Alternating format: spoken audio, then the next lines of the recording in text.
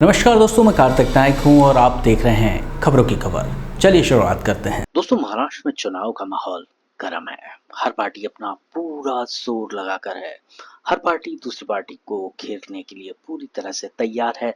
हर party के नेता दूसरे पार्टियों के नेता पर बाण चला रहे हैं।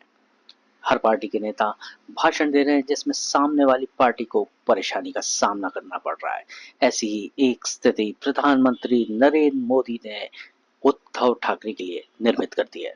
उद्धव ठाकरे की शिवसेना और कांग्रेस के बीच खटपट किसी से छिपी हुई तो नहीं है। दोनों एक अलायंस में तो हैं, लेकिन विचारधारा एक दूसरे से बिल्कुल उलट। शिवसेना सावरकर को वीर मानती है तो कांग्रेस को वे पसंद नहीं है। हिंदुत्व की बात पर दोनों में वैचारिक टकराव अक्सर नजर आ जाता है। यहाँ तक कि सब ठीक मान लिया जाए, अब प्रधानमंत्री नरेंद्र मोदी ने बाला साहब ठाकरे का नाम लेकर उद्धव ठाकरे को एक चुनौती दे डाली है।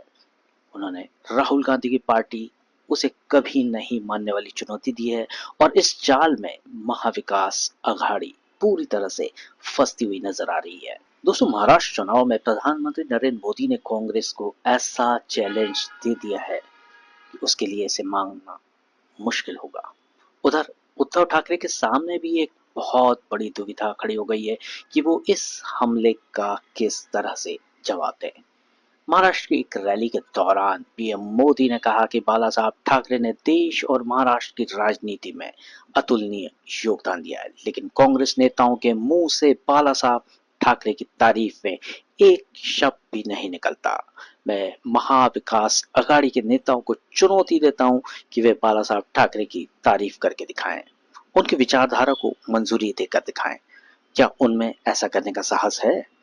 प्रधानमंत्री मोदी ने इस चाल से उद्धव ठाकरे और कांग्रेस को पूरी तरह से फंसा दिया है, क्योंकि उद्धव ठाकरे और बाला साहब ठाकरे की राजनीति जहां हिंदुत्व और मराठी अस्मिता के सर्वोपरि रखती है, कांग्रेस की विचारधारा इसके बिल्कुल उलट है। कांग्रेस अब तक जिस तरह की राजनीति करती आई है, वह बाला साहब ठाकरे का गुणगान शायद ही कर सके। कुछ दिन पहले गृह मंत्री अमित शाह भी जब मुंबई आए थे तो उन्होंने भी उद्धव ठाकरे को इसी बात के लिए घेरा था। उन्होंने कहा था कि उद्धव ठाकरे क्या राहुल गांधी और कांग्रेस के नेताओं से वीर सावरकर और बाला साहब ठाकरे के लिए दो अच्छी बातें बुलवा सकते हैं क्या?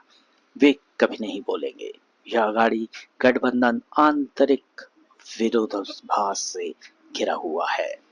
चुनाव में पहले मोदी शाह की इस तरह की टिप्पणियों ने महाविकास अघाड़ी के नेताओं को दुविधा में डाल दिया है।